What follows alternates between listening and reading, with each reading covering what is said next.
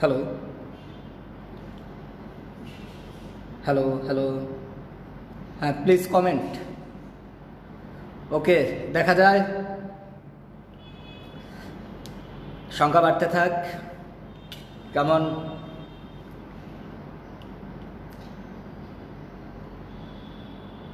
Hello, এই দেখা যাচ্ছে, লেখা স্পষ্ট টষ্ট বোঝা যায় তো? একটু কমেন্ট করো।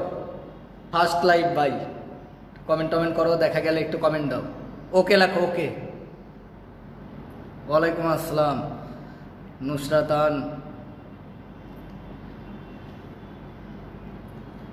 ওকে জুবাইর, ক্লিয়ার, ঠিক আছে, শুরু করে দেবো। আর একটু 2-3 মিনিট ওয়েট করো, ছেলেপেলে চলে আসুক, কালই শুরু করবো আর কি।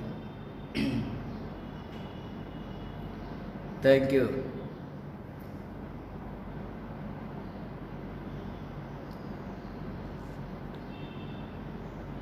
ওকে, ইয়েস দাদা, অর্পিতা, গোলাম হোসেন, ওয়ালিউর মিরাজ, ওকে ঠিক আছে, থ্যাংক ইউ। ওকে ওকে, হ্যাঁ শোনো, খাতা কলম আছে?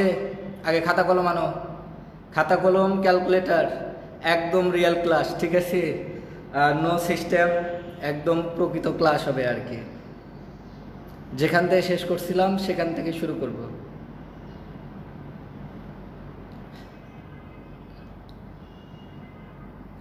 আর 2 আর 4 মিনিট এর মধ্যে শুরু করে দেবো, 2 থেকে 4 মিনিটের মধ্যে। 15 করতে চাইছিলাম, 20 করতেছি।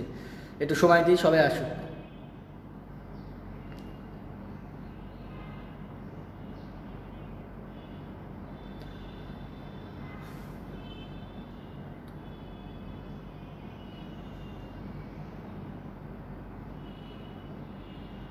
আর সবাই একটা কাজ করবা, তোমরা ইয়ার ব্রাইটনেস বাড়াই দেবা, মোবাইল ফোনের ব্রাইটনেস বাড়াবা, তাহলে স্পষ্ট দেখতে পাবা। আর 4G করে দাও, আর যাদের এলাকা ওই অটোমেটিক করে দাও, 4G করে দিও না। 3G 4G এখন যেটা পাবে সেটা নিবে, এটা করে দাও, তাহলে মোটামুটি ঝামেলা কম হবে।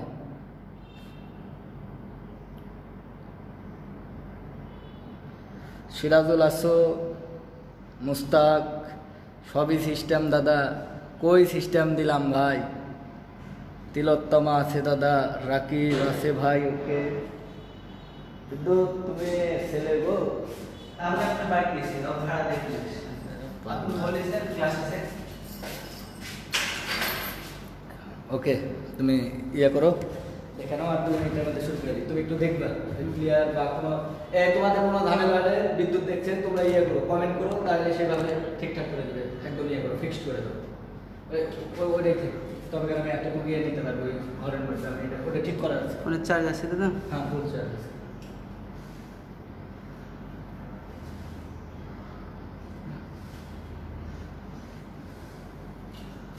উফ, বাপরে বাপ, আপনার বাসায় গিয়েছেন? টেস আর একটু এটা মুছাতে দিতে হবে। বেশি ওষুধ দিলে তো না না, মুছাত না, লেখাটা স্পষ্ট আসবে। হ্যাঁ এবার হয়েছে, ওই দাগটা উপরে দাগটা কেবল গাফাইছে। ঠিক আছে। হ্যাঁ, আর জিনিসটা একটু এই দিকে আগে নিতে হবে দাদা, ওটা একটু আগে দিন তো, কারণ লাইটটা এই দিক থেকে যাবে না। আচ্ছা তাই তাহলে হবে। আর এই লাইটটা স্পষ্ট নেবে এদিক থেকে। এখন থেকে সেই ক্লাস হবে, ওরে বাপ। হ্যাঁ ক্লাস নিয়মিত হবে, ক্লাস নিয়মিত হবে, টেনশন নাই। আর কোনো ফেব্রুয়ারি মাস এসএসসি পরীক্ষা, এইচএসসি পরীক্ষা, আর কোনো ছুটি থাকবে আপনাকে না। দেখতে পাচ্ছে না, আপনাকে একটু পরে, একটু পরে। ওকে ঠিক আছে, ওকে আমি শুরু করে দেবো।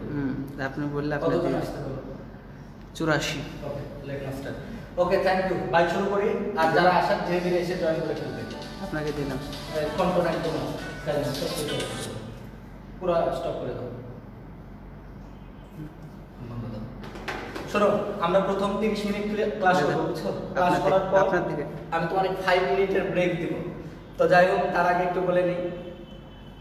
লাইটের সমস্যা। ওকে, অনেকের মনে হচ্ছে যে দাদা ওয়াটার সিস্টেম এটা কেন দাদা, এরকম কেন? আগে সেটা না বললে তো তোমার ক্লাসই হবে না, এটা আমি খুব ভালো করে জানি জনগণকে আর কি। একটু ব্যাখ্যা করছি। এটা polarise light, glass sunglass actually এই রুমে প্রচুর পরিমাণে লাইট দেওয়া হয়েছে বুঝছো, যাতে মোটামুটি ক্লিয়ার আসে। এখনো এটা এক্সপেরিমেন্টালি আছে, আরো দু একটা লাইট চেঞ্জ করে দেখবো। তো এত লাইটের মধ্যে থাকলে তো ভাই আমার চোখ সিস্টেম হয়ে যাবে আর কি, বুঝতে পারলা? এই জন্য পোলারাইজ লাইট দিয়েছি আর কি, দিয়ে ক্লাস করবো আর কি। তো ঠিক আছে, লেট নাও স্টার্ট। আশা করি বুঝতে পারছো।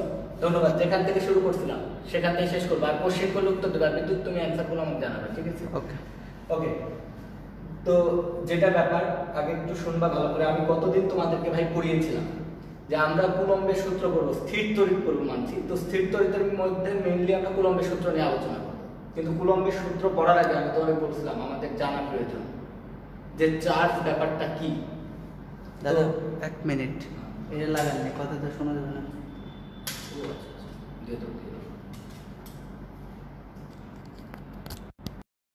হ্যালো, দেখো এখানে বিভিক্সি বা এরকম কোনো লেখা আসছে, ক্লিক করতে বলে? আচ্ছা, এই এখন কি আগের চাইতে ক্লিয়ার শোনা যায়? একটু খালি ভাই একটা কমেন্ট করো, ছোট্ট কমেন্ট, খালি জাস্ট ওকে দাও একটা।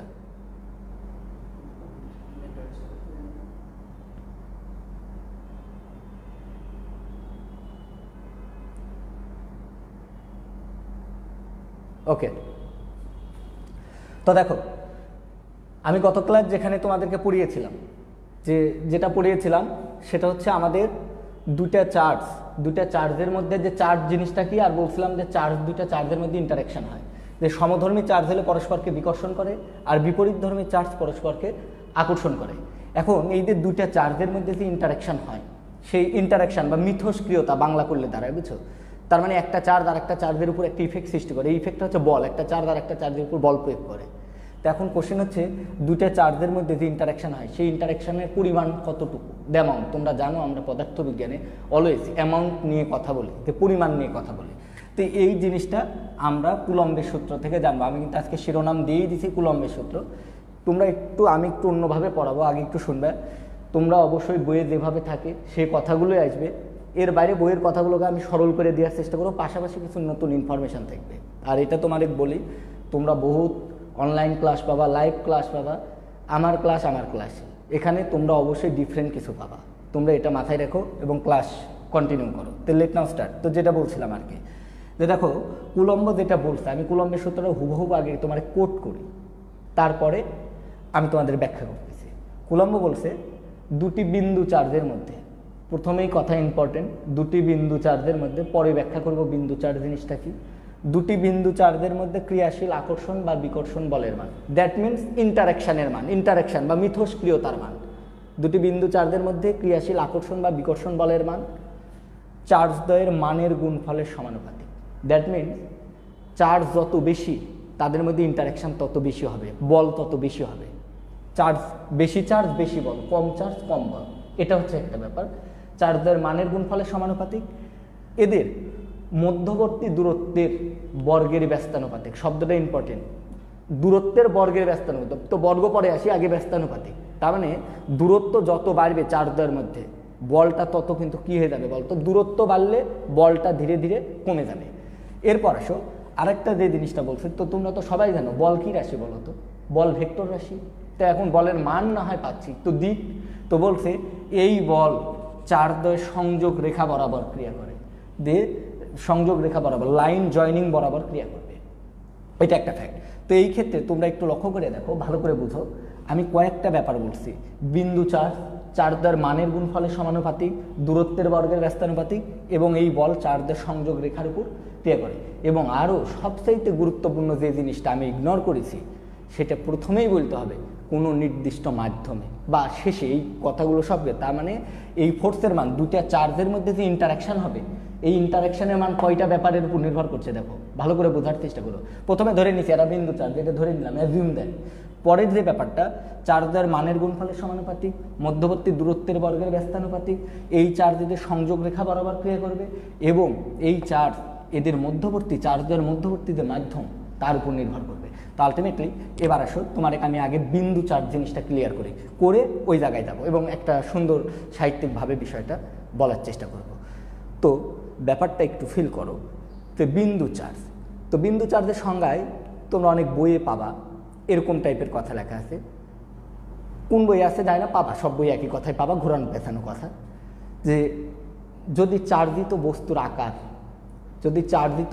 আকার খুব ক্ষুদ্র হয়, শব্দটা ইম্পর্টেন্ট, আবারও বলছি, চার্জের আকার ক্ষুদ্র না, চার্জিত বস্তুর আকার যদি ক্ষুদ্র হয় তাহলে উক্ত চার্জকে আমরা বিন্দু চার্জ বলি। অর্থাৎ যদি কোনো চার্জিত বস্তু মাধ্যমের মধ্যে খুবই অল্প একটু জায়গা জুড়ে থাকে, যদি চার্জিত বস্তু এই যে আমাদের স্পেসের মধ্যে অল্প একটু জায়গা জুড়ে থাকে, তাহলে ওই চার্জটাকে আমরা বিন্দু চার্জ বলবো, পয়েন্ট চার্জ বলবো। এবার আসো তোমার আমি একটা ব্যাপার বলি, তাইলে বুঝবা, কিন্তু সবাই একটু কমেন্ট করবে এবং অভ্যস্ত হোক ক্লাসের সাথে। তো ফ্যাক্টরটা হচ্ছে, যেখানে কল্পনা করো আমার কাছে একটা বড় ধাতব গোলক আছে, মেটালিক গোলক, একটা বড় ধাতব গোলক আছে, হিউজ পরিমাণ ব্যাসার্ধের একটা বড় গোলক আছে, আর আমি গোলক, পরিবাহী গোলক, শব্দটা আবার ইম্পর্টেন্ট, পরিবাহী গোলক। পদার্থ তড়িৎ পরিবহনের উপর ভিত্তি করে 3 প্রকার, একটা পরিবাহী, একটা অর্ধপরিবাহী আর একটা অন্তরক। অর্ধপরিবাহীর কথা বাদ দাও, আমি পরিবাহী আর অন্তরক। পরিবাহী মানে যার মধ্যে দিয়ে চার্জ যেতে পারে, আর অন্তরক মানে যার মধ্যে দিয়ে যেতে পারে না, সহজে যেতে পারে না। এবার আসো তোমরা এটা একটু মনে রাখবে, কিপ ইন ইউর মাইন্ড। আমি যদি পরিবাহীতে চার্জ প্রদান করি তাহলে ওই চার্জটা পরিবাহীতে ছড়িয়ে পড়বে, কিন্তু যদি অন্তরকে চার্জ প্রদান করি, তুমি যেখানে চার্জ দিবা ওই জায়গাতেই চার্জটা ফিক্স থাকবে, চার্জ ফ্লো করতে পারবে না, চলতে পারবে না। যদি অন্তরক পদার্থ, এটা যদি একটা অন্তরক হয়, আর উপর চার্জ দিবা, যেখানে দিবা সেখানেই থাকবে। কিন্তু যদি পরিবাহী হয় তাহলে চার্জ যদি দাও তাহলে চার্জ ছড়িয়ে পড়বে। কারণ কোশ্চেন হচ্ছে ছড়ানো 2 ধরনের, একটা সুষম আর একটা হচ্ছে অসম। যদি সুষমভাবে ছড়াবে কি অসমভাবে ছড়াবে, এটা পরিবাহীর শেপের উপর নির্ভর করে। যদি পরিবাহীটা নিয়মিত হয়, রেগুলার হয়, খাস কাটা না থাকে, উঁচু নিচু না থাকে, তাহলে সুষমভাবে ছড়াবে। আর যদি যদি ডিস্টার্ব করো না, যদি পরিবাহীটা যদি সুষম হয় তাহলে সুষমভাবে ছড়াবে, তুমি স্টিল থাকো। আর যদি অসম আকৃতির পরিবাহী হয় তাহলে সেটা কিন্তু অসম আকৃতি, কেমন এই টাইপের একটা, এটাও একটা পরিবাহী, কিন্তু এখানে যদি তুমি চার্জ দাও তাহলে সব জায়গায় চার্জের পরিমাণে এক হবে না, চার্জের ঘনত্ব এক হবে না। কিন্তু সুষম হলে চার্জ ঘনত্বটা সেম হবে। ভাই বুঝতে থাকো, আমি ওইখানেই যাবো, আরেকবার বলতেছি। তাহলে এবার ভালো করে শোনো, যে যদি পরিবাহীতে চার্জ দিই তাহলে চার্জটা পরিবাহীতে ছড়িয়ে যাবে, সুষম হলে সুষমভাবে ছড়াবে, অসম হলে অসমভাবে। আপাতত সুষমই ধরে নাও, সুষমভাবে ছড়াবে, সুষম পরিবাহী, যে গোলক, এগুলো সুষম। কিন্তু অন্তরক হলে যেখানে চার্জ দিবা সেখানেই থাকবে। এবার এসো, আমি এরকমই কল্পনা করো, আমার কাছে একটা বিশাল গোলক আছে, তো এই গোলকের উপর আমি চার্জ দিলাম, এখন এই চার্জটা এখানে ছড়িয়ে গেছে। এখন বলো তো, বুঝা বলো, আমি কিন্তু প্রথমেই তোমাদেরকে বলছিলাম এটা একটা গোলক, এবার আরেকটা গোলক কল্পনা করো, এটা আরেকটা গোলক, দুটোই গোলক, এর ব্যাসার্ধ বেশি, এর ব্যাসার্ধটা খুবই কম, এখানেও চার্জ আছে। এখন তোমরা আমাকে বলো তো, এটা এ গোলক, এটা বি গোলক, এটা খুবই ক্ষুদ্র, এটা বড়, এদের মধ্যে কোনটা বিন্দু চার্জ? বলো কোনটি বিন্দু চার্জ, কমেন্ট করো, কোনটি বিন্দু চার্জ, এ না বি?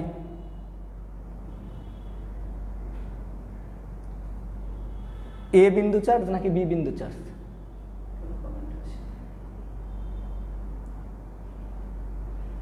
তোমরা কিন্তু বেশিরভাগই অ্যান্সার করবা ভাই বি বিন্দু চার্জ। কেন? সবাই বলবে বি বিন্দু চার্জ। কেন? কারণ বি এর আকার খুবই ক্ষুদ্র, কিন্তু এর আকার অনেক বড়। কিন্তু না, এই দুটেই বিন্দু চার্জ, এও বিন্দু চার্জ, বিও বিন্দু চার্জ। এখন বলতে পারো ভাই এটা আবার কেমন হলো, আপনি তো সংজ্ঞা দিলেন একরকম, বললেন আরেক রকম।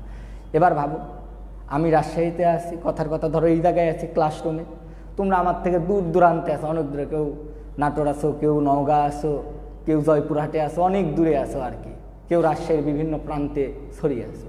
এখন আমার কাছে একটা গোলক আছে, কল্পনা করো একটা বড় গোলক আছে। এখন তুমি যদি অনেক দূর থেকে আমার হাতের গোলকটা, ধরে নিলাম তোমার চোখের পাওয়ার অনেক বেশি, তুমি যদি এই গোলকটারে দেখো তাহলে কেমন দেখবা? তুমি কিন্তু এই গোলকটারে, আমরা যখন দূর থেকে একটা বড় জিনিসটা দেখি, আকাশে তখন আমরা কি উড়ে যেতে দেখি, বিমান, তখন বিমানে আমরা ছোট দেখি, তাহলে আমরা কিন্তু অনেক দূর থেকে দেখলে এই গোলকটাকে কিন্তু আমরা ক্ষুদ্র দেখব। তাহলে এও বিন্দু চার্জ, বিও বিন্দু চার্জ। তাহলে শোনো, বিন্দু চার্জের কোনো ফিক্সড সংজ্ঞা নাই যে এই চার্জকে বিন্দু চার্জ, তবে বিন্দু চার্জকে দুটো দৃষ্টিকোণ থেকে তুমি কনসিডার করতে পারবে। যদি চার্জিত বস্তুর আকার ক্ষুদ্র হয়, অথবা চার্জিত বস্তু, দুটা চার্জিত গোলক আছে আমার কাছে, ধরো এরকম দুটা বড় বড় গোলক আছে, চার্জিত বস্তুর দূরত্বের তুলনায় যদি চার্জিত বস্তুর আকার তাদের দূরত্ব মানে আকারের তুলনায় তাদের দূরত্বটা অনেক বেশি হয়, অর্থাৎ দুটো চার্জিত বস্তুকে পরস্পর থেকে যদি অনেক দূরে রাখি, তখন তাদেরকে আমরা বিন্দু চার্জ হিসেবে কাউন্ট করতে পারবো। তাহলে বিন্দু charge also depend on distance, তাহলে ডিস্টেন্সও বিন্দু চার্জকে কন্ট্রোল করতে পারবে। তাহলে এই দুটো কনসেপ্ট মনে রাখো, এর বাইরে লাগবে না। চার্জিত বস্তুর আকার হয় ক্ষুদ্র হবে, অথবা চার্জিত বস্তুর আকারের তুলনায় তার দূরত্বটা, তাদের মধ্যবর্তী দূরত্বটা অনেক বেশি হবে, তখন সেটাকে আমরা বিন্দু চার্জ বলতে পারবো। আশা করি সবার কনসেপ্ট ক্লিয়ার হয়ে যাওয়ার কথা। তো এবার একটা ফ্যাক্ট একটু লক্ষ্য করে দেখো, কুলম্বের সূত্র। ওকে, কুলম্বের সূত্রে আমি তোমাদেরকে ভাই যেটা বলেছিলাম যে দুটি কোনো নির্দিষ্ট মাধ্যমে, সবার প্রথমে এবার আমি রিয়েল সংজ্ঞা বলতে চাই, একদম বইয়ের সংজ্ঞা, কোনো নির্দিষ্ট মাধ্যমে দুটি বিন্দু চার্জের মধ্যে ক্রিয়াশীল আকর্ষণ বা বিকর্ষণ বলের মান, আমি ধরলাম এখানে দেখো আমার দুইটা চার্জ আছে, একটা 1 আর একটা 2, দুটাই বিন্দু চার্জ, এবং এদের সেন্টার টু সেন্টার ডিস্টেন্স, কেন্দ্র থেকে কেন্দ্রের দূরত্ব হচ্ছে r, এবং এই চার্জটাও এর উপর একটা বল প্রয়োগ করছে, যেহেতু দুটোই পজিটিভ চার্জ, আগেই বলে দিছি পজিটিভ চার্জ পরস্পরকে বিকর্ষণ করে, তাহলে এই চার্জটা একে একটা বাইরের দিকে বল প্রয়োগ করছে, এই চার্জটাও একে এই দিকে বল প্রয়োগ করছে। এবার ভালো করে শোনো, প্রথম চার্জ 1 চার্জ 2 চার্জের উপর যে বল প্রয়োগ করছে, এটার আমরা নাম দিয়েছি ফোর্স 1 2 অফ 1। ভালো করে বুঝো এই জিনিসটার অর্থ, এটা আগে লেখা শিখো, এটার মানে বুঝো, এটা আমাকে অনেক জায়গায় লাগবে। ফোর্স 1 2 বাই 1, অর্থাৎ 2 নাম্বার বস্তুর উপর যার উপর বল সেটা লিখবে, তারপরে যে বল প্রয়োগ করছে তার নাম। তাহলে এটা কি হবে তোমরা বলো তো? এটা তাহলে হবে নিশ্চয়ই ফোর্স অন 1 বাই 2। তাহলে এটা একটা, এটা একটা। এবার কাহিনীটা একটু শুনে নাও, তোমরা একটু মাথায় রাখবে, পরস্পরের উপর বল প্রয়োগ করে। এখন বলো তো, বল কখনো একা ক্রিয়া করে? বল কিভাবে ক্রিয়া করে? বল ক্রিয়া করে জোড়ায় জোড়ায়। তাইলে এর উপর যে বল প্রয়োগ করবে, এও এর উপর সেম বল প্রয়োগ করবে, কারণ একটা ক্রিয়া আর একটা কি বলো দেখি, প্রতিক্রিয়া, কারণ এদের মান কম বেশি হতে পারবে না। এটা মহাকর্ষ সূত্রের সময়ও তোমাদেরকে আমি বলেছিলাম যে একটা বস্তু এ যখন এর উপর বল প্রয়োগ করে, এও এর উপর বল প্রয়োগ করবে, কিন্তু এগুলো হচ্ছে কন্ট্যাক্ট লেস ফোর্স, এদের মধ্যে কোনো স্পর্শের প্রয়োজন নেই, এটা অস্পর্শিবাল। যেমন আমি একে স্পর্শ না করে বল দিতে পারবো না, এখানেও ক্রিয়া প্রতিক্রিয়া কাজ করছে, এদের মধ্যেও ক্রিয়া প্রতিক্রিয়া কাজ করছে। তোমরা জানো ক্রিয়া প্রতিক্রিয়া দুটি বস্তুর উপর ক্রিয়া করে, দুটি ভিন্ন বস্তুর উপর ক্রিয়া করে, এবং ক্রিয়া ও প্রতিক্রিয়ার মান সমান এবং বিপরীত। তার মানে এখানে আগে প্রথমে ভালো করে ফিল করবে, F12 এটা ইকুয়াল টু আমি লিখতে পারবো F21, অর্থাৎ প্রথম বস্তুর উপর প্রথম চার্জের উপর ক্রিয়াশীল বল এবং দ্বিতীয় চার্জের উপর ক্রিয়াশীল বলের মান সমান এবং বিপরীত। কিন্তু দেখো তো, যেহেতু এটা বিপরীত ভেক্টর, দুটি ভেক্টরের মান সমান, দিক বিপরীত হলে তাদেরকে বিপরীত ভেক্টর বলি। তাহলে আমি মান বিচারে, আমি যখন মডুলাস দিয়ে লিখবো, এর মান বিচারে লিখবো, তখন কিন্তু আমি কি লিখে দিতে পারবো বলো তো, দুটার মান পরস্পর সমান। তাহলে একটু ভালো করে বুঝবে, এডি ইকালটা আমি এফ বললাম, ফিল ইট, হুদায় পড়া যাবে না, ছোট ছোট ডিফারেন্স তোমার কনসেপ্টকে ধ্বংস করে দিতে পারে, ভালো করে বুঝো। তাহলে দেখো, দুটা চার্জের মধ্যে ইন্টারাকশান হয়, সেই ইন্টারাকশানটা হতে পারে, ইন্টারাকশান দুই ধরনের হতে পারে, একটা রিপেল আর একটা অ্যাট্রাক্ট, অর্থাৎ বিকর্ষণ ধর্মী, আর একটা হচ্ছে আকর্ষণ ধর্মী। এখন এই প্রথম চার্জ দ্বিতীয় চার্জের উপর যে বল প্রয়োগ করবে, দ্বিতীয় প্রথমটার উপর সেম বল প্রয়োগ করবে, কিন্তু বিপরীত রেখায় বল প্রয়োগ করবে, এবং এই বলদ্বয়ের মান সমান হবে। তাই F12 আর F21কে আমি সংক্ষেপে কি দ্বারা প্রকাশ করলাম? এফ দ্বারা প্রকাশ করলাম। এবার তাহলে আমাকে বলো যে এফ অ্যাকর্ডিং টু কুলম্বের সূত্র, কোনো নির্দিষ্ট মাধ্যমে দুটি বিন্দু চার্জের মধ্যে ক্রিয়াশীল আকর্ষণ বা বিকর্ষণ বলের মান চার্জদ্বয়ের মানের গুণফলের সমানুপাতিক। তাহলে বলো, প্রথম এফ সমানুপাতিক Q1 Q2, দ্যাট মিনস চার্জদ্বয়ের মান যত বেশি, বলের মানটাও তত বেশি। চার্জ বেশি হবে, বল বেশি হবে। চার্জ কমায় দিবে বস্তুতে, বল কমে যাবে। এবার আসো, পরেরটা বলেছে এবং চার্জদ্বয়ের মধ্যবর্তী দূরত্বের বর্গের ব্যস্তানুপাতিক। তো মধ্যবর্তী দূরত্ব আর, তাহলে এই দূরত্বটা যদি আর হয়, তাহলে এফ সমানুপাতিক 1/r², মধ্যবর্তী দূরত্বের বর্গের ব্যস্তানুপাতিক। তোমাদেরকে একটু বলি, এই সূত্রের একটা নাম আছে, একটু শুনবেন। কখনো যদি দূরত্বের বর্গের ব্যস্তানুপাতিক হয়, তাহলে এটাকে আমরা বলি ইনভার্স স্কোয়ার ল। বিপরীত বর্গীয় সূত্র, ইনভার্স স্কয়ার ল তোমরা পড়েছো, বিপরীত বর্গীয় সূত্র মেনে চলে। এটা একটা মাথায় রাখবে যে মহাকর্ষীয় সূত্রও বিপরীত বর্গীয় সূত্র মেনে চলে, তোমার এটাও বিপরীত বর্গীয়, দুইটা চার্জের মধ্যে ক্রিয়াশীল বল কুলম্বের সূত্র বিপরীত বর্গীয় সূত্র মেনে চলে।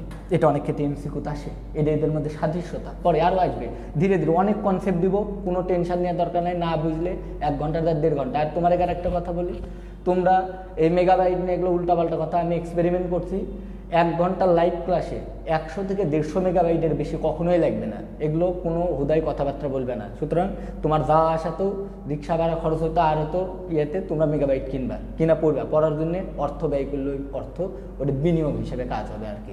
সবাই কোঅপারেট করলে গান আমি পড়ায় আরও বেশি জোশ পাবো আর কি। তো দেখো এফ সমানুপাতিক 1/r², এবং আরও একটা তথ্য একটু মাথায় রাখতে হবে যে এফ, তো দেখা যাবে এখানে, দেখো তো, ওকে, এফ ডিপেন্ডস অন মিডিয়াম, ওকে, এবং এফের মানটা কিসের উপর নির্ভর করে? মিডিয়ামের উপর নির্ভর করে। এই সব কয়টাকে যদি এবার আমি একসাথে জুড়ে দিই, সব কয়টা যদি একসাথে জুড়ে দিই, এবং এই বল চারদার সংযোগ রেখা বরাবর ক্রিয়া করবে, এই সবগুলো যদি আমি একসাথে জুড়ে দিই, তাহলে দেখো আমি যেটা লিখতে পারবো এফ সমানুপাতিক, একবারে আচ্ছা সমানুপাতিক রেখে দিলাম, দেখো এগুলো তো ডেটা ভিত্তিক, তাহলে Q1 Q2/r²।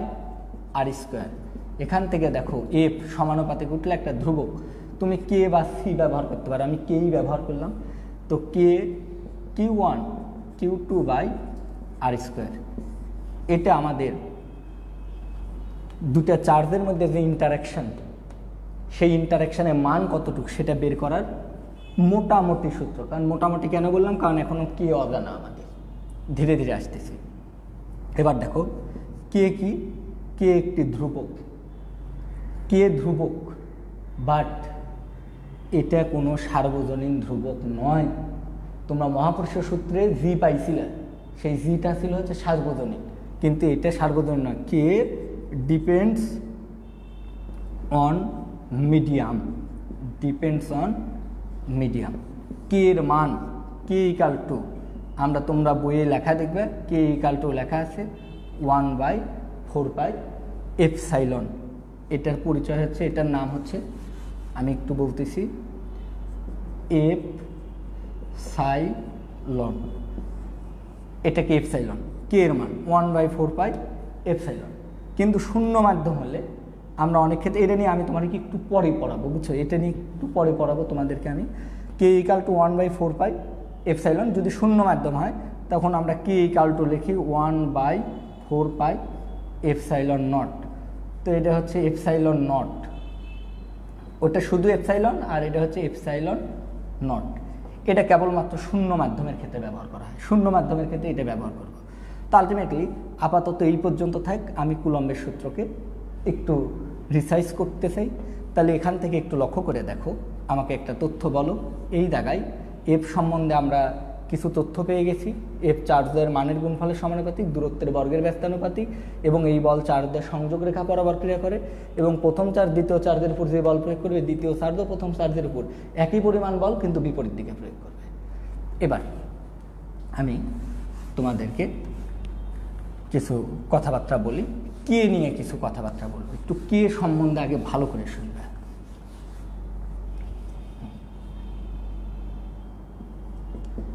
দেখো আমি যদি কে = কেবল কি পেলাম, কে Q1 Q2/r²। এখন এফ = 1/, যে কোনো মাধ্যমের ক্ষেত্রে, আমি যে কোনো মাধ্যমের ক্ষেত্রে যদি ব্যবহার করি তাহলে এপসাইলন লিখি, কে এফ = 4πε Q1 Q2/r²। এবার শোনো, আমাকে হেল্প করতে হবে তোমাদেরকে ভাই, এখান থেকে একটু লক্ষ্য করে দেখো, এই এপসাইলন এর নাম কি? ওটা তো এপসাইলন উচ্চারণ, কিন্তু এপসাইলন মানে কি আসলে, এই রশ্মি দ্বারা কি বোঝায়? এটাকে আমরা বলি, এটার নাম হচ্ছে পারমিটিভিটি অফ মিডিয়াম। বাংলা করলে দাঁড়ায়, ইংলিশটা মনে রাখতেই হবে, পারমিটিভিটি অফ মিডিয়াম। বাংলাতেও ওইটাই লেখা আছে, কোনো মাধ্যমের প্রবেশ্যতা, কোনো মাধ্যমের প্রবেশ্যতা। যাই হোক, দেখো তো নামটা কি, পারমিটিভিটি। 2 মিনিটের এই জায়গার কনসেপ্ট ইম্পর্টেন্ট, এখানটায় ম্যাথ হয়, এমসিকিউ হয়। পারমিটিভিটি, কোনো সমস্যা হচ্ছে বিদ্যুৎ? ওকে, পারমিটিভিটি এই এফের সাথে দেখো তো এপসাইলনের কেমন সম্পর্ক, দেখে বলবে। এফ উপরে, এপসাইলন নিচে, আশা করি বুঝতে হবে না। উপর হলে একই লেভেলে থাকলে সব উপর অথবা নিচ হলে সমানুপাতিক, আর উপর নিচ হলে আমাদের ব্যস্তানুপাতিক। তো এখান থেকে আমরা দেখতে পাচ্ছি, দেখো এপসাইলন যত বেশি, কোনো মাধ্যমের প্রবেশ্যতা যত বেশি হয়, এফের মানটা তত কম হয়। এপসাইলন যত বেশি, এফের মান তত কম। এখানেই ফ্যাক্টরটা খুব ভালোভাবে বুঝতে হবে। নাম পারমিটিভিটি, নাম কি? পারমিটিভিটি, প্রবেশ্যতা। এবার ট্রাই টু আন্ডারস্ট্যান্ড। একজনের নাম আস্থা, কিন্তু ওর উপর যে আস্থা রাখে সে মানে ধ্বংস হয়ে যায় আর কি, বুঝেছো? নাম আস্থা, কিন্তু কাজে কিন্তু কোনো আস্থা নাই তার উপর।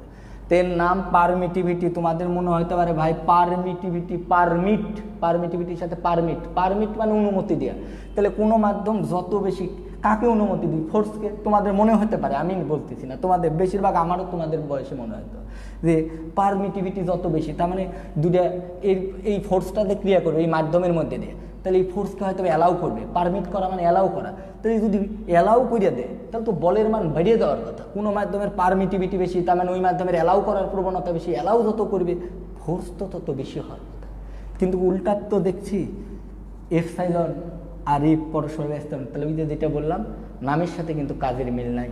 যে এর নাম পারমিটিভিটি, কিন্তু এটা যে মাধ্যমের পারমিটিভিটি যত বেশি, সে মাধ্যমে ফোর্সের মান তত কম। আমি পারমিটিভিটি সম্বন্ধে তোমাদের বলি, তোমরা বহুত অনলাইন লেকচার একটু দেখবে, তবে কেন আমার ক্লাসের গুরুত্বগুলো ফিল করতে পারবে। এই পারমিটিভিটি নিয়ে অনেকে বহুত কাব্যিক কথাবার্তা বর্ণনা করেছে, এগুলো কোনো পারমিটিভিটি না। ফিল করো, আমি পারমিটিভিটি আজ তোমাদের বুঝাই দেবো। 3টা তথ্য দেবো, 2 ভাবে বোঝা যায়।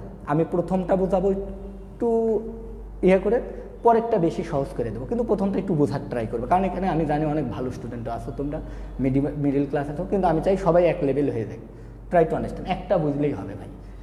এবার আমাকে ছোট্ট হেল্প করবা, সেটা হচ্ছে রাইট, পারমিটিভিটি পারমিট করে। তাহলে আমি একটু লিখে দিচ্ছি, এপসাইলন এটা হচ্ছে permittivity of medium, permittivity of any medium, যে কোনো মাধ্যমের পারমিটিভিটি। পারমিটস, এটা পারমিট দেয়, অ্যালাউ করে। Permits its own field, Bangla করে দেবো, সমস্যা নেই। পারমিটস ইটস ওন ফিল্ড, আমি বারবার বলতেছি, এগুলো আমাদের বাংলা বইয়ে এইসব ভালোভাবে নাই, এগুলো সব ইংলিশ বই থেকে।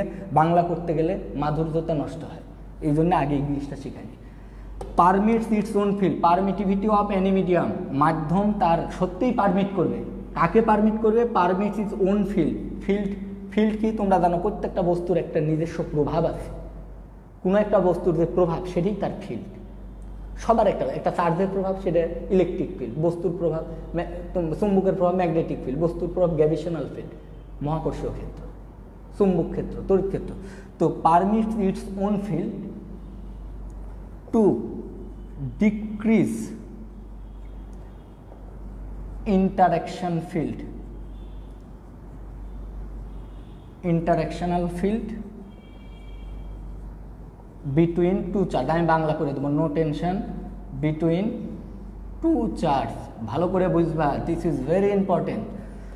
পারমিটিভিটি পারমিট করে তার ফিল্ডকে। পারমিট এটা করে না যে যত খুশি বল লাগাও, যত খুশি। চার্জকে এটা পারমিট করবে না, ওকে যত খুশি বল লাগাও, এটা না। Permit it own field to decrease, ওর ফিল্ডকে বলবে যে ডিক্রিজ করে দাও ইন্টারঅ্যাকশনাল ফিল্ড। এদের ভিতর যে মিথস্ক্রিয়তা কাজ করছে, বল কাজ করছে, যে এই বলও কাজ করে। আমি যখন তড়িৎ ক্ষেত্র পড়াবো তখন বুঝবে। একটু তোমার বলি, এই ক্ষেত্রে তোমরা একবারে ছোট মানুষ না। এটা একটা চার্জ, এই চার্জটা চারিপাশে একটা ক্ষেত্র। দেখো কিভাবে একটা চার্জ আর একটা চার্জের উপর বল প্রয়োগ করে।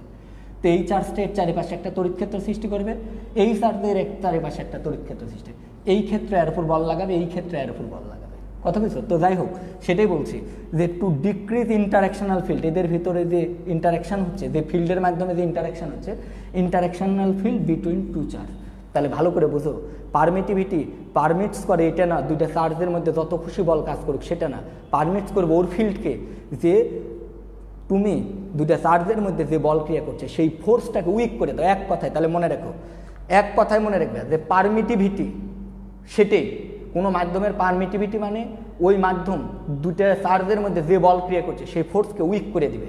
তাহলে যে মাধ্যমের পারমিটিভিটি যত বেশি, দুইটা চার্জের মধ্যে যে বল ক্রিয়া করে সেই বলকে উইক করবে তত বেশি। তাহলে পারমিটিভিটি বেশি হলে ফোর্সটাই, এটা একটা কনসেপ্ট এবং this is real concept.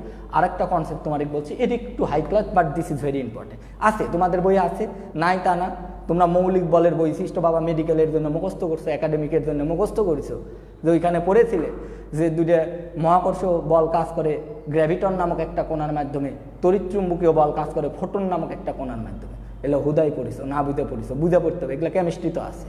Come to the point. তো যেটা নিয়ে কথাবার্তা বলছি, এবার শোনো, ভালো করে শোনো। এটা আরেকটা, এটা আমি আম জনতা সবার জন্যই বলতেছি।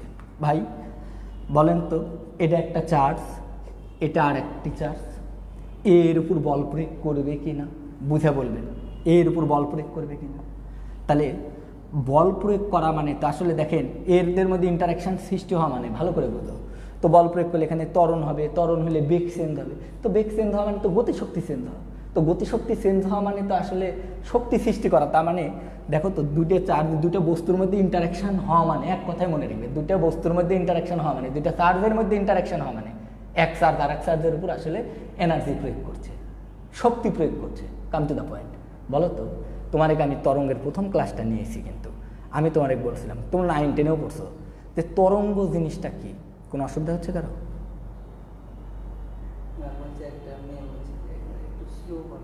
ওকে, ঠিক আছে, ইটস ওকে, স্লো।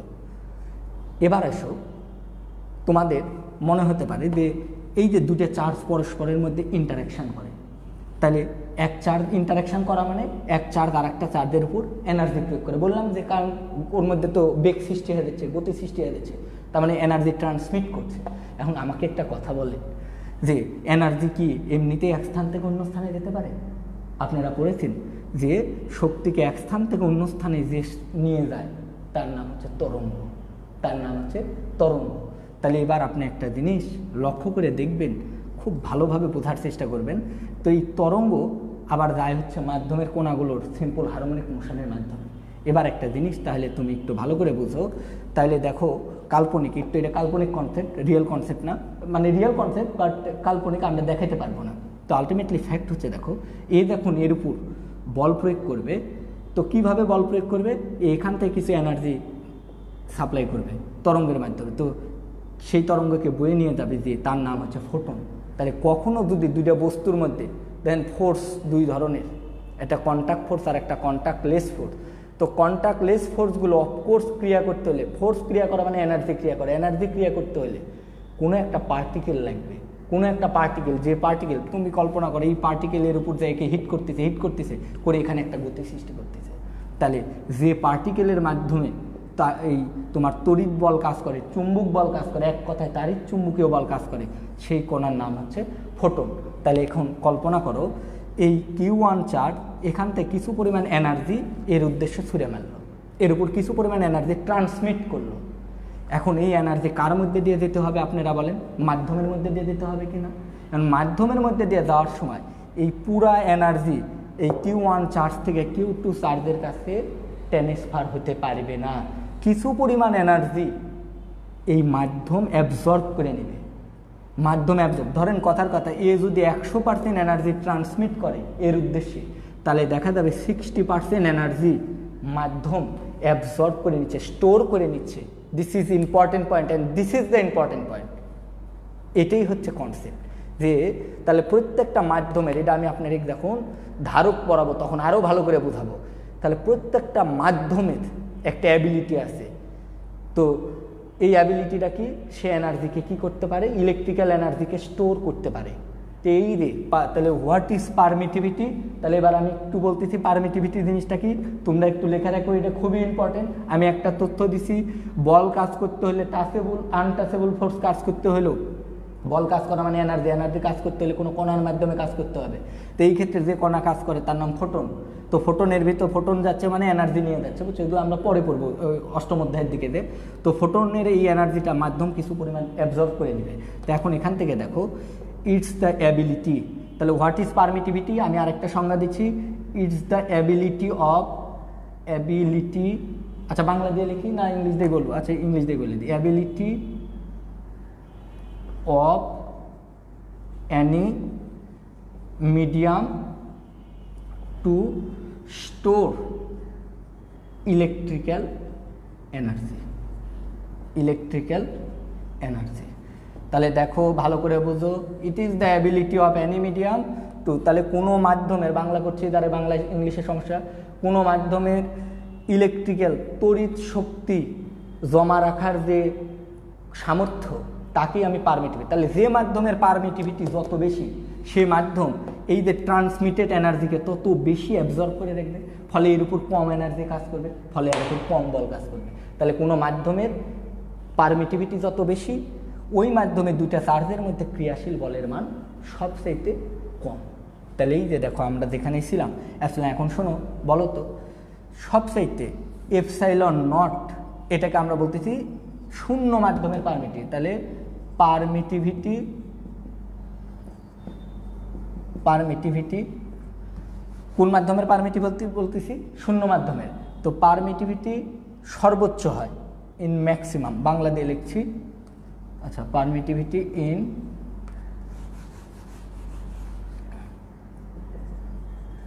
ম্যাক্সিমাম, তাহলে পারমিটিভিটি হয় সর্বোচ্চ ইন ফ্রি পেস শূন্য মাধ্যম,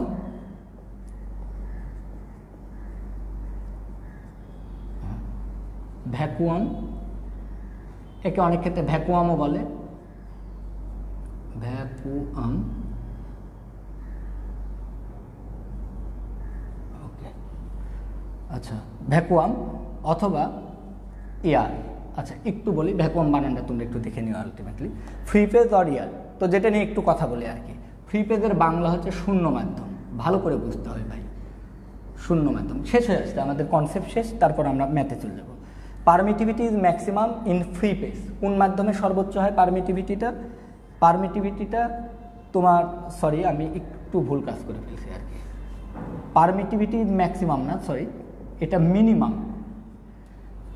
মিনিমাম ইন ফ্রি পেজ, শূন্য মাধ্যমে পারমিটিভিটিটা সবচাইতে কম হয়। এখন শূন্য মাধ্যমে বা ভ্যাকুয়ামও তাই, যদিও শূন্য মাধ্যম আর এয়ার মাধ্যম এক নয়, কারণ শূন্য মাধ্যমের ভিতর কোনো কিছুই থাকে না, কিন্তু এয়ারে তো দুই একটা হলেও কিছু মলিকুল আছে, বাট শূন্য মাধ্যমকে আমরা এয়ার মিডিয়ামের কাছাকাছি ধরে নিই বায়ু মাধ্যমে। তাই তোমরা মনে রাখবে শূন্য মাধ্যমের প্রবেশতাও যা, বায়ু মাধ্যমের প্রবেশতাও একই। তো এবার আলটিমেটলি আমাকে একটা তথ্য বলো, এই যে পারমিটিভিটিটা যদি ভাই মিনিমাম হয়, এরা তো বিপরীত, তাহলে পারমিটিভিটি মিনিমাম হলে ফোর্সটা কি হবে বলো দেখি? ম্যাক্সিমাম। তাহলে বলো তো দুটি চার্জের মধ্যে, তাহলে আমি কি এই তথ্য বলতে পারি না, দুটি চার্জের মধ্যে সর্বোচ্চ বল ক্রিয়া করে, সর্বোচ্চ বল ক্রিয়া করে শূন্য মাধ্যমে, শূন্য অথবা বায়ু মাধ্যমে। আশা করি এটা বোঝার কথা, ভালো করে বুঝো। তাহলে শূন্য মাধ্যমের পারমিটিভিটি সবচেয়ে কম। আরে ভাই পারমিটিভিটি কী জিনিস? ওই যে কোনো মাধ্যম অ্যালাউ করে তার ফিল্ডকে, যে এদের মধ্যে যে বল কাজ করছে সেই ফোর্সকে উইক করে দাও, কিন্তু এর মাঝে তো কোনো মাধ্যমই নাই, যে তার কোনো অণুই নাই যে অণুগুলোকে মাধ্যম বলবি, যে এদের মধ্যে যে ফোর্স ক্রিয়া করছে তাকে উইক করে দাও। তার মানে এদের মধ্যে যা ফোর্স ক্রিয়া করার কথা সেটাই করবে, যার কারণে ফোর্সের মানটা ম্যাক্সিমাম হবে। এবং এটাকে আমরা প্রকাশ করব এফ নট দ্বারা। ভালো করে বোঝার চেষ্টা করো, দুটো জিনিস, একটা ই নট আর একটা এফ নট। এবার তোমরা এখানে একটু ভালো করে দেখো, আমি একদম শেষের পথে চলে আসছি কনসেপ্টের। এবার আমি একটা তথ্য তোমাদেরকে একটু বলি। একটা ব্যবহার করলাম শুধু অ্যাপসিলন, তো শুধু অ্যাপসিলন দ্বারা বুঝাইছি যে কোনো মাধ্যমের প্রবেশতা, আর শুধু এফ দ্বারা বোঝাইছি যে কোনো দুটি মাধ্যমের মধ্যে ক্রিয়াশীল বল, আর এফ নট শূন্য মাধ্যম আর এটের। তাহলে আলটিমেটলি তোমরা আমাকে বলো এটা হচ্ছে যে কোনো মাধ্যমের প্রবেশ্যতা, মাধ্যমের প্রবেশ্যতা। কিন্তু আলটিমেটলি একটা জিনিস কল্পনা করো, যে কোনো মাধ্যমের মধ্যে শূন্য মাধ্যমও পড়ে, কিন্তু আমি এখানে শূন্য মাধ্যমটাকে অ্যাভয়েড করতেছি, শূন্য মাধ্যম বাদে বাকি যে মাধ্যমগুলো আছে তার প্রবেশ্যতাকে এপসিলন দ্বারা প্রকাশ করছি। এবার আসে যে কোনো মাধ্যমে ক্রিয়াশীল বল, ক্রিয়াশীল বল। এবার আসো আমরা দেখো এখন যে জিনিসটা তোমাদেরকে একটু শেখাতে যাচ্ছি, ভালো করে বোঝার চেষ্টা করো। দেখো তো কুলম্বের সূত্র, আমি এফ নট ইকাল টু, তাহলে আমি কি এরকম লিখতে পারি 1/4πε0 Q1 Q2 by R square, অর্থাৎ এই দুই চার্জ এদের মধ্যে তখন কোনো মাধ্যম থাকবে না, তখন এটা শূন্য মাধ্যমে দুইটা চার্জের মধ্যে ক্রিয়াশীল বল। এবং তোমাদেরকে একটু অবগতির জন্য জানাচ্ছি, এই শূন্য মাধ্যমের যে ক্রিয়াশীল বল এটার ক্ষেত্রে একটু লক্ষ্য করে, এই 1/4πε0 একটা ফিক্সড ভ্যালু আছে, কে এর ফিক্সড ভ্যালু আছে, সেটা হচ্ছে 9 গুণন 10⁹ newton metre square coulomb inverse 2। এটা একটা, এটা শূন্য মাধ্যমের 1/4πε0 এর মান। এবং ε0 শূন্য মাধ্যমের পারমিটিভিটি, শূন্য মাধ্যমের পরিস্থিতি, এরও একটা ফিক্সড ভ্যালু আছে 8.854 গুণন 10⁻12। এবং দেখতেই পাচ্ছ কে ইকাল টু, যদি এটা ধরি কে এর একক যা হবে ε0 এর একক কিন্তু তার উল্টো হবে, 4π তো কনস্ট্যান্ট, কে আর ε0 কিন্তু পরস্পর ব্যস্তানুপাতিক। তাহলে এটাকে যদি উল্টাই দিই তাহলে আমরা কিন্তু এরকম লিখতে পারি coulomb square per newton metre square. এটা উল্টাই দিলাম ভাই, কুলম স্কোয়ার পার নিউটন, কারণ আমি কে ইকাল টু 1/4πε0 লিখতে পারি, কে এর একক যা ε0 বা এর একক তার উল্টা। এটা শূন্য মাধ্যমে দুইটা চার্জের মধ্যে ক্রিয়াশীল বলের মান। এবার আসো যে কোনো মাধ্যমে দুইটা চার্জের মধ্যে ক্রিয়াশীল বল, যে কোনো মাধ্যমে ইন অ্যানি মিডিয়াম, এটাকে শুধু এফ দ্বারা প্রকাশ করতে পারো। তুমি চাইলে এমনকি এফ এম, এমতে মিডিয়াম, এই অর্থে আমি শুধু এফ দিয়েই প্রকাশ করব। এফ ইকাল টু আমরা লিখতে পারবো 1/4πε Q1 Q2 আর স্কোয়ার। এখন কথা শোনো, পারমিটিভিটি কিন্তু মাধ্যমের উপর নির্ভর করে, কে নির্ভর করে 4π তো constant, 4π constant, K equal to 1/4πε। তাহলে কে মাধ্যমের উপর নির্ভর করে, আবার কে নির্ভর করে এপসিলনের উপর, তাহলে এপসিলনও মাধ্যমের উপর নির্ভর করে, কারণ মাধ্যমের পারমিটিভিটি। তাহলে প্রত্যেকটা মাধ্যম আলাদা হলে প্রত্যেকটা মাধ্যমের আলাদা আলাদা পারমিটিভিটি আছে, আলাদা আলাদা পারমিটিভিটি আছে। তার মানে প্রত্যেকটা মাধ্যমের একটা ক্ষমতা আছে দুইটা চার্জের মধ্যে যে ফোর্স ক্রিয়া করছে তাকে উইক করার, কিন্তু সকল মাধ্যমের এক ক্ষমতা নেই। পানির একরকম ক্ষমতা, বায়ুর একরকম ক্ষমতা, কাঁচের একরকম ক্ষমতা, বিভিন্ন জনের বিভিন্ন রকম। এবার তোমরা আমাকে একটা তথ্য বলো, আমি তোমাদেরকে একটা বলে দিচ্ছি, এই এপসিলন প্রত্যেকটা মাধ্যমের জন্য আলাদা। তাহলে দেখো আমাদের জন্য একটা প্রবলেম হয়ে যাচ্ছে, শূন্য মাধ্যমের জন্য এক সূত্র, বলো কি বলছে, এম ইন্টু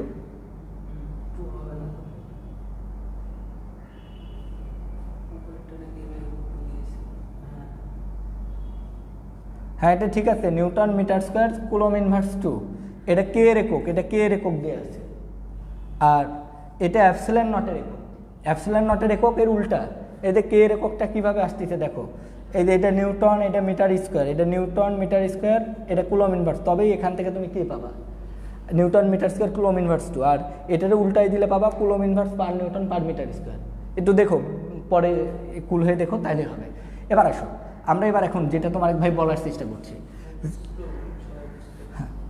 যে মাধ্যম আলাদা হলে ফোর্সটাও কিন্তু কী হয়ে যাচ্ছে বলো দেখি, আলাদা হয়ে যাচ্ছে। ভিন্ন ভিন্ন মাধ্যমের আলাদা আলাদা মাধ্যমের জন্য আলাদা আলাদা মাধ্যমের জন্য আলাদা আলাদা বল। তো এই ক্ষেত্রে তো আমরা আলটিমেটলি ভাই এত সূত্র মনে রাখতে পারবো, তাই আমরা একটা সূত্র চাচ্ছি, এমন একটা সূত্র যে সূত্র দিয়ে আমরা সকল মাধ্যমের জন্য দুইটা চার্জের মধ্যে কুলম্বের বল বের করতে পারবো। ওটাকে আমরা তখন বলবো কুলম্বের সূত্রের সাধারণ রূপ। তো আসো এটা যাওয়ার আগে আমরা ছোট্ট একটা জিনিসের সাথে তোমাদের পরিচয় করাই দেব, তার নাম হচ্ছে আপেক্ষিক প্রবেশ্যতা অথবা পরাবৈদ্যুতিক ধ্রুবক।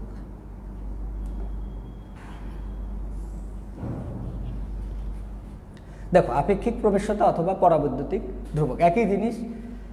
ডাই ইলেকট্রিক কনস্ট্যান্ট, এর ইংলিশ অনেক ক্ষেত্রে এটাও ইয়েতে আসে, ডাই ইলেকট্রিক কনস্ট্যান্ট। আর এটাকে আমরা বলতেছি রিলেটিভ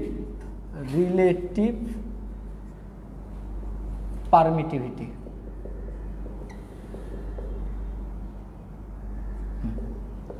তো রিলেটিভ পারমিটিভিটি অথবা ডাই ইলেকট্রিক কনস্ট্যান্ট। তো এবার আমাকে একটা তথ্য তোমরা আগে বলো যে F equal to F naught equal to 1/4πε0 Q1 Q2 by R square. এটা 1 নং।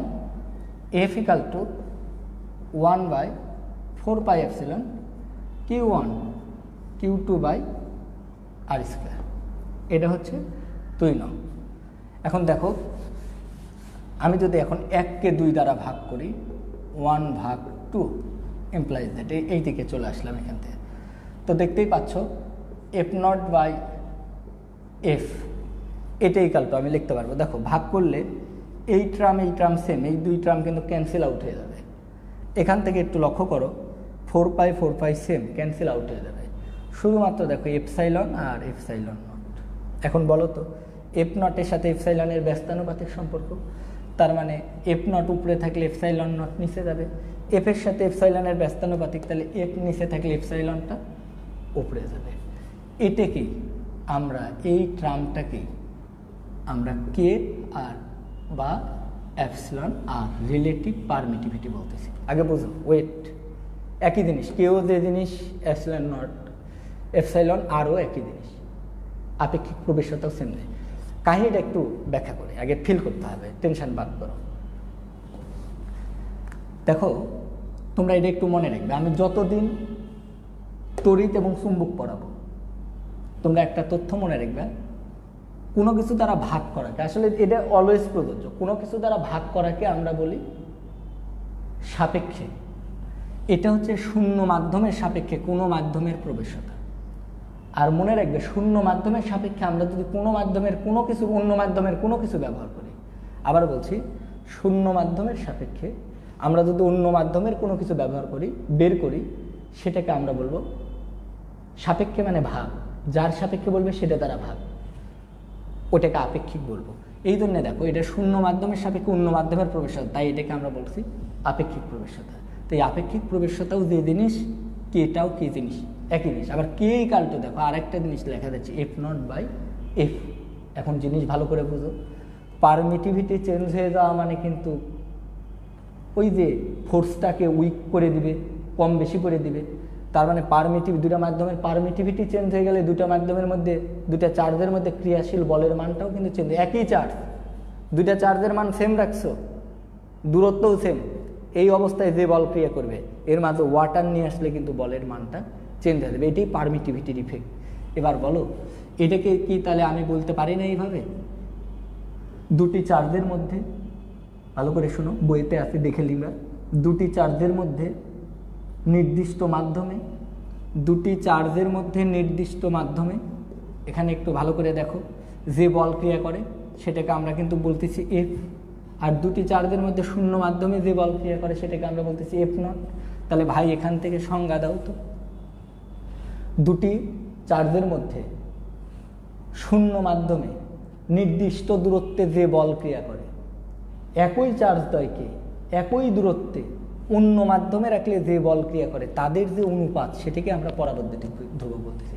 তার মানে শূন্য মাধ্যমে দুটো চার্জের মধ্যে ক্রিয়াশীল বল এবং ওই একই দূরত্বে একই চার্জদ্বয়ের মধ্যে অন্য মাধ্যমে যে বল ক্রিয়া করে, সেটাকে আমরা কিন্তু কে দ্বারা প্রকাশ করতেছি, পরাবৈদ্যুতিক ধ্রুবক বলতেছি। এখন তোমার একটু আমি বলি, আগেই কিন্তু আমি একটা তথ্য বলে দিছি যে শূন্য মাধ্যমের প্রবেশ্যতা হয় সবচেয়েতে কম, তাই এফ নটটা কিন্তু হয় সবচেয়েতে বেশি, এফ নট ম্যাক্সিমাম। এবার একটা তথ্য দেখো, তাহলে শূন্য মাধ্যম দুটা চার্জের মধ্যে যে ফোর্স ক্রিয়া করে সেটা কমায় না, বেশি কম, মানে কোনো কমাইতে পারবে না, নো ইন্টারাকশন, কমাই দিতে পারবে না। তো এই ক্ষেত্রে তোমরা তাহলে একটা তথ্য মনে রাখবে, epsilon not always less than epsilon. শূন্য মাধ্যমের মধ্যে শূন্য মাধ্যমের পারমিটিভিটি অন্য মাধ্যমের পারমিটিভিটির চাইতে কম। তার মানে শূন্য মাধ্যমের মধ্যে যে ফোর্স ক্রিয়া করছে, দুটো চার্জের মধ্যে শূন্য মাধ্যমে যে ফোর্স ক্রিয়া করে, ই এর সাথে এফের কিন্তু এপসিলনের সাথে এফের ব্যস্তানুপাতিক। তাহলে F not always greater than কি হবে বলো দেখি, এফ হবে, অলওয়েজ গ্রেটার দেন এফ হবে। তাইলে আমরা এখান থেকে কি বলতে পারি না, যে কোনো মাধ্যমের কে এর মান, যে কোনো পরাবৈদ্যুতিক ধ্রুবকের মান অথবা আপেক্ষিক প্রবেশ্যতার মান একের চাইতে, যেহেতু এফ নট বড় এফ ছোট, তাহলে of course k greater than equal কী হবে বলো তো, অন্য মাধ্যমে। অন্য মাধ্যমে শূন্য মাধ্যমের ক্ষেত্রে হলে কি হবে, সংজ্ঞা তো বলেই দিছি, শূন্য মাধ্যমের দুটা চার্জের মধ্যে যে বল ক্রিয়া করে, আর অন্য মাধ্যমে, তো অন্য মাধ্যম যদি শূন্য মাধ্যম হয় তাহলে এটাও এফ নট এটাও এফ নট, তাহলে কাটাকাটি গেলে 1 হবে। তাই শূন্য মাধ্যমের কে এর মানটা কিন্তু কে শূন্য মাধ্যমে ভাই শূন্য মাধ্যম আর শূন্য মাধ্যমের সাপেক্ষে শূন্য মাধ্যম কত গুণ, 1 গুণ। তো শূন্য মাধ্যমে কে হচ্ছে, শূন্য মাধ্যমে কে ইকাল টু শূন্য মাধ্যমে কে ইকাল টু 1, আর অন্য মাধ্যমে কে গ্রেটার দেন 1।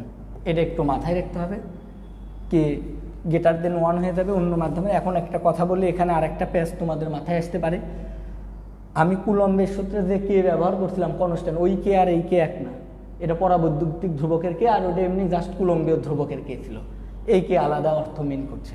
এবার আমাকে একটা তথ্য বলো, এখান থেকে দেখে বলো একদম শেষের পথে। তাহলে আমরা কিন্তু আলটিমেটলি কে ইকাল টু যেটা লিখতে পারছি এপসিলন নট বাই এপসাইলন। তাহলে এখান থেকে বলো তো আমি কি এই কথা লিখতে পারি, এপসিলন বাই এপসাইলন নট। তো এখান থেকে কি আমরা লিখতে পারি যে epsilon equal to K epsilon not, epsilon equal to, তাহলে আমরা লিখতে পারবো কিন্তু কে এপসাইলন নট। তাহলে তোমরা আমাকে একটা গ্রেটার দেন 1, হ্যাঁ এখান থেকে তোমরা দেখো আমি শুরুতেই বলে দিছি যে দুটা চার্জের পারমিটিভিটি কি, আমি তো প্রথমেই বললাম যে পারমিটিভিটি হচ্ছে অন্য অ্যাবজর্ব করে নিবি শক্তি, শূন্য মাধ্যমের মধ্যে কোনো কিছুই থাকে না, তাই শূন্য মাধ্যম কোনো শক্তি অ্যাবজর্ব করতে পারে না, তাই শূন্য মাধ্যমের পারমিটিভিটি সবচাইতে কম, আর অন্য যে কোনো মাধ্যমে শক্তি অ্যাবজর্ব করতে পারবে, তাই অন্য মাধ্যমের পারমিটিভিটিটা কিন্তু বেশি। তাহলে এপসিলন নট ছোট, এপসাইলনটা হচ্ছে বড়, তাহলে এটা যদি ছোট হয় তাহলে এই মাধ্যমে শূন্য মাধ্যমে যে বল সেটা এফ নট, আর অন্য মাধ্যমে যে বল এফ, তাহলে পারমিটিভিটি যত বেশি, পারমিটিভিটি কী করে, দুটা চার্জের মধ্যে যে ক্রিয়াশীল বল সেটা কমায় দেয়, উইক করে দেয়। তাহলে বল যদি এর সবচাইতে কম এর পারমিটিভিটি এই মাধ্যমে, তাহলে এর ফোর্স সবচাইতে বেশি হবে এটা। আবার এফ নটটা তোমার দেখো বড়, আর এফটা যদি ছোট হয় তাহলে বড়কে যদি ছোট দ্বারা ভাগ করি তাহলে অলওয়েজ একের চাইতে কিন্তু কী হবে, বড় হবে। তাহলে এটাই আর কি, কে গ্রেটার দেন ইকুয়াল 1 হবে। তো এখান থেকে আমি সে জিনিসটা তোমার বললাম। কিন্তু শূন্য মাধ্যমের ক্ষেত্রে কে মানে 1, কেন শূন্য মাধ্যমে কে মানে 1, কারণ শূন্য মাধ্যমের ক্ষেত্রে কে মানে হচ্ছে দুটা চার্জের মধ্যে শূন্য মাধ্যমে ক্রিয়াশীল বল, আর যে মাধ্যমে তুমি কে বের করবে সে মাধ্যমের মধ্যে ক্রিয়া। তাহলে আমি শূন্য মাধ্যমে যখন কে বের করবো তখন কে ইকাল টু ওইটা সংজ্ঞায় এফ নট থাকবে, আর যে মাধ্যমের পরাবৈদ্যুতিক ধ্রুবক বের করবো সে মাধ্যমের ক্রিয়াশীল বল, তাহলে আলটিমেটলি কাটাকাটি গেলে 1 হয়। তাই শূন্য মাধ্যমের ক্ষেত্রে এটা 1, আর অন্য মাধ্যমের ক্ষেত্রে কে মানে একের চাইতে বড়। এবার আমাকে একটা তথ্য বলো, epsilon equal to K epsilon not পেলাম, তো এটাকে যদি আমি যে কোনো মাধ্যমে যে ফোর্সটা সূত্র পাইছিলাম 1/4 pi epsilon Q1 Q2 by R square, এটা ছিল যে কোনো মাধ্যমে দুইটা চার্জের মধ্যে ক্রিয়াশীল বল। এখানে যদি আমি এটা ইনপুট করে দিই এটাকে ইনপুট করে দিই 1/4 পাই কে epsilon naught Q1 Q2 by R square, এটাই দেখো আমাদের সেই ফাইনাল সূত্র।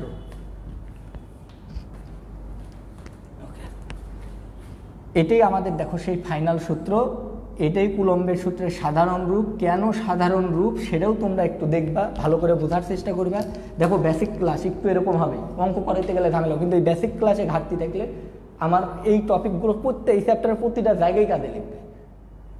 তো এখন দেখো এফ ইকাল টু, তুমি যদি এটা তো এপসিলন নট মুখস্থ, প্রত্যেকটা মাধ্যমের জন্য কে আলাদা, শূন্য মাধ্যমের কে একরকম, বায়ুর কে একরকম, পানির কে একরকম, তো যে মাধ্যমের কে সাব দিয়ে দিবে, অঙ্কে কে এর মান দিয়ে থাকবে বা অনেক ক্ষেত্রে কে বের করতে বলবে, তখন তুমি সে মাধ্যমে যদি কে দেওয়া থাকে তাহলে যে কোনো মাধ্যমের ক্ষেত্রে আমরা কি বের করতে পারবো, দুটো চার্জের মধ্যে ক্রিয়াশীল বলের মান বের করতে পারবো। এটাই আমাদের হচ্ছে আলটিমেটলি আমাদের সূত্র। এখন কুলম্বের সূত্রের একটা ছোট্ট 1 মিনিটের আর কাজ আছে, সেটা হচ্ছে ভেক্টর রূপটা। এটা আসে না পরীক্ষায়, শুধু এমসিকিউর জন্য ভেক্টর রূপটা আমরা একটু দেখব, একটু তোমরা একটু লক্ষ্য করে দেখো।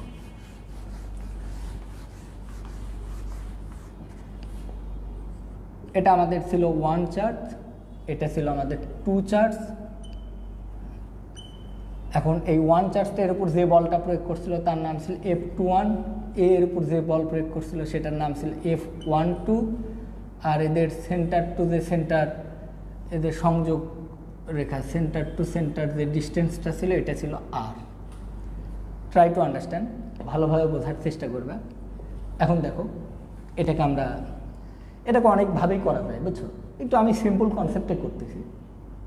আমি চাইলে এরকম অবস্থান ভেক্টর ধরে ধরেও করতে পারবো, এটা কোনো বিষয় না। তো আলটিমেটলি একটু লক্ষ্য করে দেখো, একটা শেখাই তাহলে বুঝতে পারবে। আচ্ছা, একটু এটাই শেখাই দেন। তো কথার কথা, এটা আমাদের মনে করো মূল বিন্দু, এটা এক্স অ্যাক্সিস, এটা আমাদের ওয়াই অ্যাক্সিস। তো এই চার্জের অবস্থান ভেক্টর, প্রথম চার্জের অবস্থান ভেক্টর নাম দিলাম আর ওয়ান। মূল বিন্দুর সাপেক্ষে কোনো বিন্দুর অবস্থান প্রকাশের জন্য যে ভেক্টর ব্যবহার করি। একইভাবে এই চার্জের যে অবস্থান ভেক্টর, এটার নাম দিলাম ধরো কথার কথা তোমার R2। এবার তোমরা আমাকে একটা তথ্য বলো, এটা একটা ত্রিভুজ কিনা বলো দেখি। তাহলে এই দিক থেকে এই দিকেও একটা ভেক্টর কাজ করছে, আবার এই দিক থেকে এই দিকেও কিন্তু একটা ভেক্টর কাজ করছে। তো আলটিমেটলি দেখো এই দিকে যে ভেক্টর কাজ করছে 1 থেকে 2 এর দিকে, এটার নাম দিলাম আমি R12। তোমরা তো সবাই জানো ভেক্টর লেখার সময় প্রথমে পাদবিন্দু, তারপর লিখতাম শীর্ষবিন্দু। আমি যদি লিখি এ বি, তার মানে বোঝায় এ থেকে বি এর দিকে। যদি বি এ লিখি তাহলে বি থেকে এর দিকে। তাহলে আমি তখন লিখবো R12, তার মানে এই ভেক্টরটা, এই যে এখান থেকে এটা যেটা ক্রিয়া করছে। আবার উল্টাও প্রযোজ্য, যদি এই দিকে যে ভেক্টরটা ক্রিয়া করছে সেটার নাম দিলাম আমি R21। R21 এটা আর মেইনলি R21 এইদিকে ক্রিয়া করছে। এবার লক্ষ্য করে দেখো, আমি দেখুন এই চার্জটা কতটুকু, এই প্রথম চার্জের উপর কতটুকু বল প্রয়োগ করছে, এটার উপর যদি আমি একটা ভেক্টর অ্যাপ্লাই করি, তো আলটিমেটলি একটু লক্ষ্য করে দেখো F21। আচ্ছা, ভালো করে বুঝবে, ট্রাই টু আন্ডারস্ট্যান্ড। তোমাদের এটা দেখো তো কয়জন বুঝলা?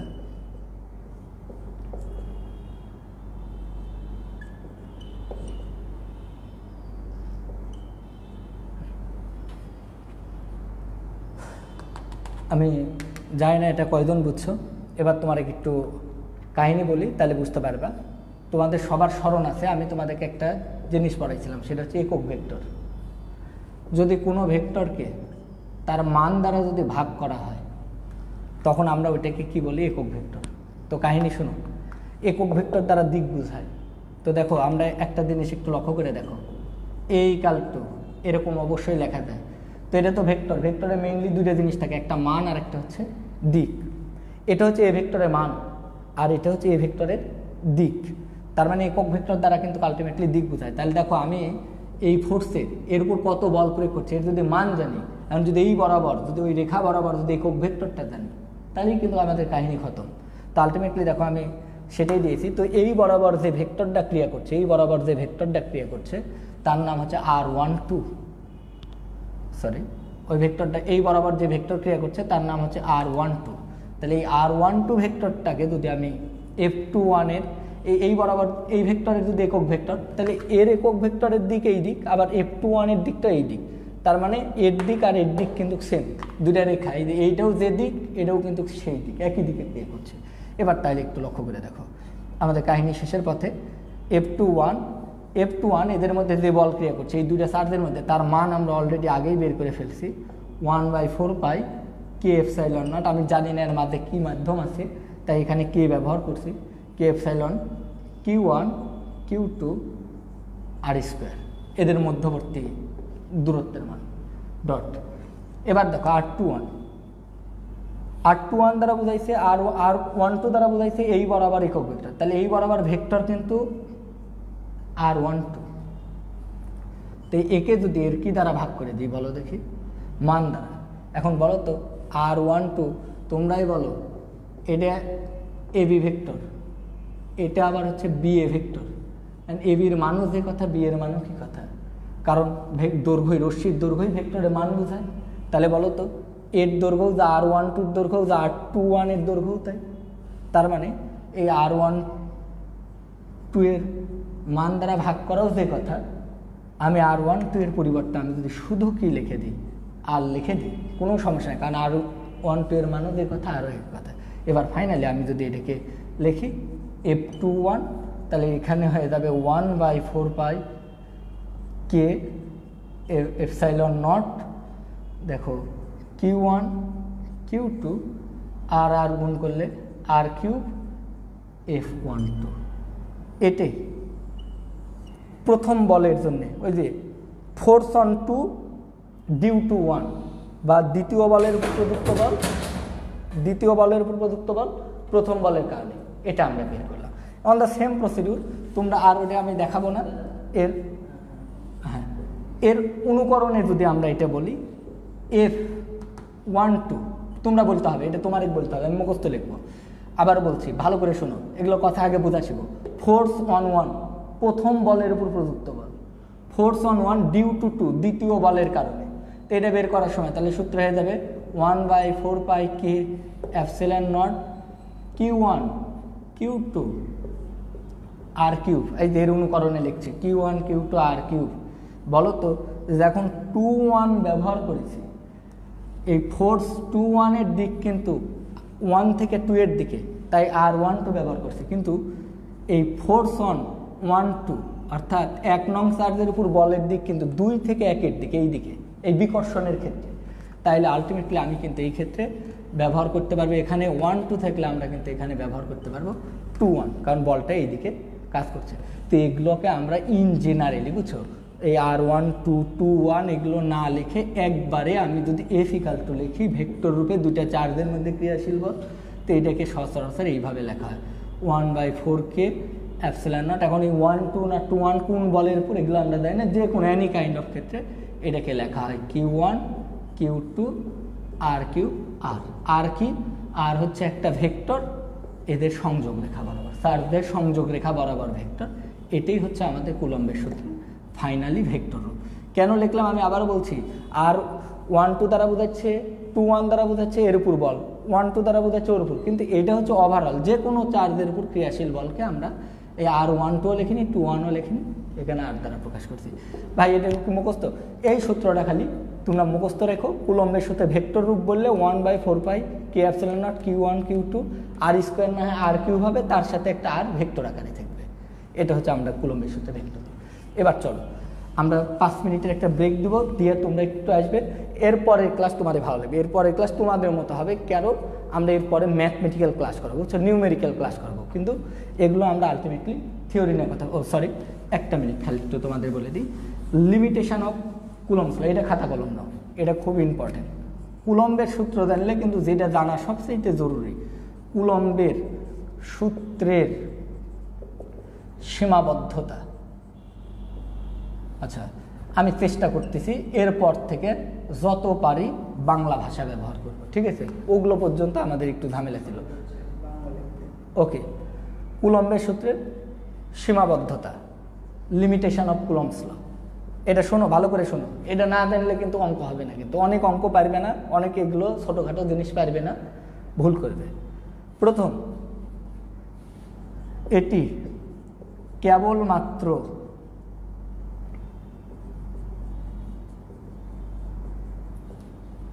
বিন্দু চার্জের জন্য প্রযোজ্য।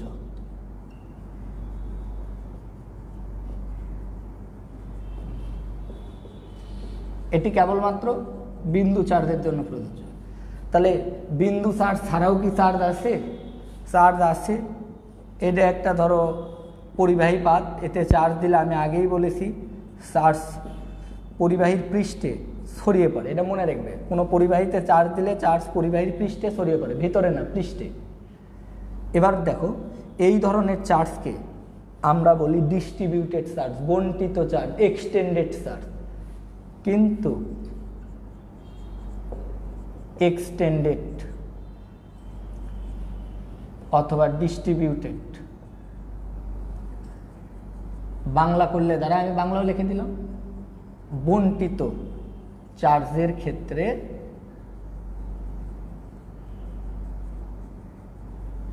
প্রযোজ্য নহে। এটা সব বইয়ে আছে, সব বইয়ে আছে এটা। বাট এখন যেটা শেখাবো এটা তোমার বইয়ে নাই, কিন্তু তোমার অঙ্ক আসবে পরীক্ষায়, কনসেপ্টে লাগবে। বইগুলো আরও এক্সটেন্ড করতে পারে, আমি জানি না, হয়তো বা করবে এক সময় বইগুলো। ভালো করে শোনো, এই কুলম্বের সূত্র কেবলমাত্র প্রযোজ্য যদি টু চার্জ অ্যাট রেস্ট, আচ্ছা বাংলায় লিখে, দুইটি চার্জই যদি, বিদ্যুৎ লেখা দেখতে হবে এখানে না, লেখে এখানে সুবিধা হবে।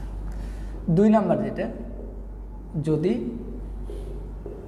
দুইটি চার্জই স্থির অবস্থায় থাকে। আজকে একটু কষ্ট করে ভাই, আজকে একটু লং ক্লাস হবে, এরপরের ক্লাসগুলো আমি তোমাদেরকে 1 ঘন্টা করেই দেবো। আমি ওগুলো কিন্তু মানে প্রথম ক্লাস, বুঝছো, মানে এগুলো বেসিক ক্লাসের কোনো লিমিটেশন নেই। বেসিক ক্লাস যত বেসিক নিবে তত ভালো, সেটা পরে বুঝবে। তোমরা তো ফিজিক্স পড়েছো বিভিন্নভাবে, বিভিন্ন এতে আমার স্টাইলে পড়ো, প্রথম প্রথম কঠিন মনে হবে, কিন্তু আলটিমেটলি একটা পর্যায়ে এত বেশি সহজ লাগবে তুমি নিজেই ইমপ্রেস হবে আর কি, ঠিক আছে?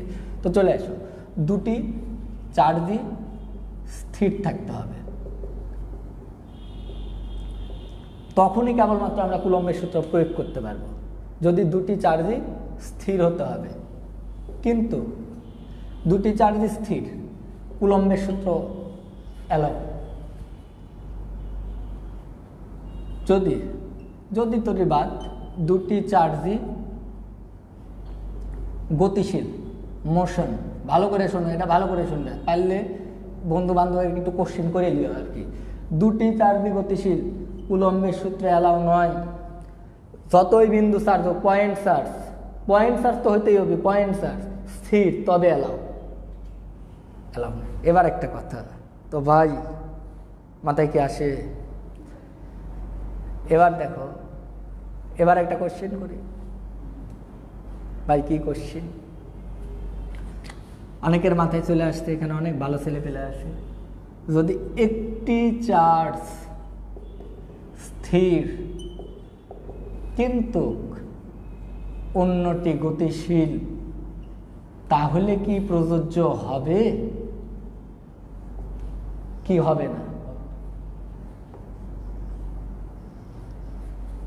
ভালো করে এটা মাথায় ঢুকায় রাখো।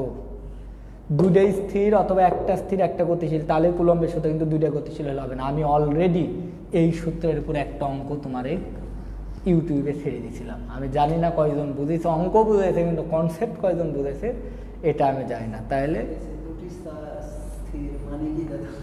দুটি চার্জ স্থির মানে দুটি স্থির মানে তাদের মধ্যে গতি নেই। ধরো এটা একটা গোলক, এটা একটা গোলক, চার্জ আছে, স্থির অবস্থায় আছে, এদের মধ্যে কোনো গতি নেই, স্থির চার্জ মানে স্থির চার্জ, স্থির মানে ওই বস্তুটা স্থির। বলো তো, এখানে চার্জ আছে, এটা গতিশীল হওয়া মানে কি চার্জটি গতিশীল হওয়া নয়? তাহলে দুটো চার্জ স্থির মানে বস্তু দুটো স্থির, চার্জিত বস্তু দুটো স্থির। ওকে, আশা করি, বলো। ওকে, এমডি হোসেনের প্রশ্ন, ঠিক আছে, আশা করি অ্যান্সার পেয়েছো। তো এবার দাদা আমি তোমার যেটা বলি, তোমরা একটা কষ্ট করতে হবে আজকে, ছাড়া নাই।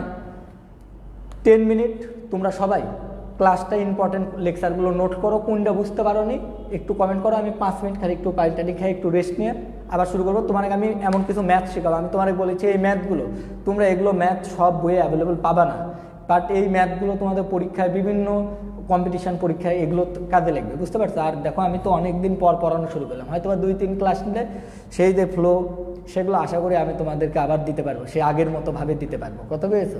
আমরা অফলাইন টিচার, বুঝতে পারলে, অ্যানালগ টিচার, কিন্তু এই যে ডিজিটাল যুগে পদার্পণ, ভালোবাসা শুধু তোমাদের আর কি, বুঝতে পেরেছো? তো ভালো থাকো, আমি আবার আসছি, কেউ চলে যাবেন না, ফিরে আসছি। ধন্যবাদ সকলকে। বিদ্যুৎ অফ করে দাও।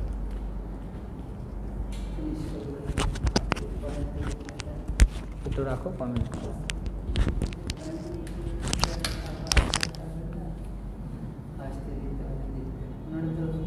না, ইয়া করলে তো দেখতে